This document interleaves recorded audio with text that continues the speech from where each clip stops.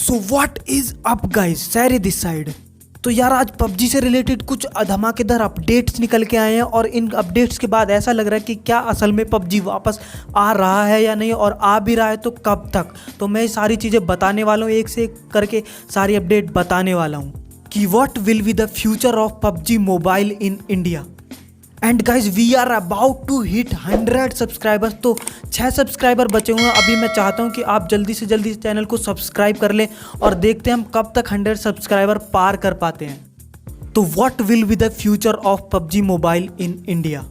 तो गाइज जब से पबजी बैन हुआ इंडिया में, पबजी कॉरपोरेशन जो है जी जान से लगी हुई है पबजी मोबाइल को इंडिया में जल्द से जल्द वापस लाने में।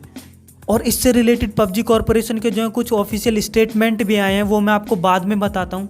लेकिन थोड़ा पीछे जाते हैं हम। तो पबजी बैन हुआ था 2 सितंबर को, और अचानक ये न्यूज़ सुन के पूरी पबजी कम्युनिटी और पबजी फैंस शॉक में चले गए। तब से सारे पबजी फैन चाहते हैं कि इंडिया में पबजी जल्दी से जल्दी वापस आए।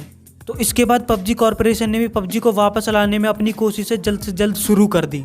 और 8 सितंबर को पबजी का इस पर खुद एक ऑफिशियल स्टेटमेंट आता है, मैं आपको उसे पढ़ के बता देता हूँ। तो उन्होंने कहा पबजी को अनबैन करने के इंडियन गवर्नमेंट के डिसीजन को वो रेस्पेक्ट करते हैं, और पबजी को अनबैन करने को लेकर उन्हें इंडियन पबजी फैन से उन्हें बहुत ज़्यादा सपोर्ट मिल रहा है। इसके लिए वो थैंक यू भी बोले हैं। और फिर उन्होंने ये भी बोला है कि यूज़र्स के डाटा और प्राइवेसी को टॉप प्रायोरिटी रखते हुए गवर्नमेंट के साथ कोऑपरेट करके जल्द से जल्द पबजी को वापस लाने की कोशिश कर रहे हैं।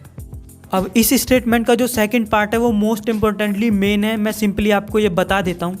तो इस स्टेटमेंट में पबजी कॉरपोरेशन ने बोला है कि रीसेंट सिचुएशन को देखते हुए पबजी कॉरपोरेशन ने ये फैसला लिया है कि अब इसमें टेंसेंट गेम्स का कोई शेयर नहीं रहेगा। So simply guys, Tencent games जो एक चाइनीज कंपनी है और पबजी मोबाइल इंडिया में अब उसका कोई हिस्सा नहीं रहेगा। पहले टेंसेंट गेम्स का जो हिस्सा था पबजी मोबाइल में वो 10% का शेयर था, लेकिन अब पबजी मोबाइल इंडिया में उन्होंने ऑफिशियल स्टेटमेंट देते हुए बोला है कि कोई हिस्सा नहीं रहेगा।